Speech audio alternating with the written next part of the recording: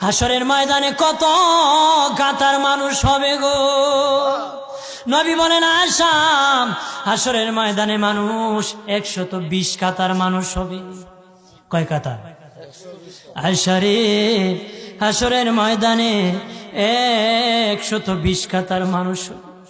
আয়েশা সিদ্দিকা বলেন ইয়া রাসূলুল্লাহ, ইয়া রাসূলুল্লাহ, আমি জানতে চাই আপনার রাসূলুল্লাহর উম্মত কত কাতার হবে? নবী বলেন আয়েশা, আমি রাসূলুল্লাহর উম্মত একাই 80 কাতার হবে।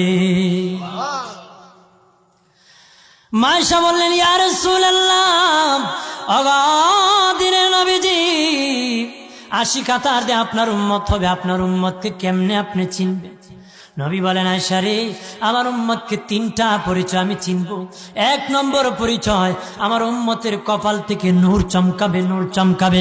নবী বলে বাবা সাহাবীরাম, অসংখ্য ঘোড়ার মধ্যে যদি কিছু চান কপাল্লা ঘোড়া হয়, এইগুলা চিনতে বড় সহজ হয়।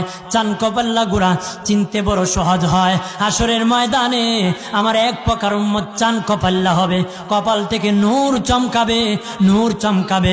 তখন আমি বুঝতে পারবো নূর চমকেওয়ালা তারা সবাই আমি রাসূলুল্লাহর উম্মত।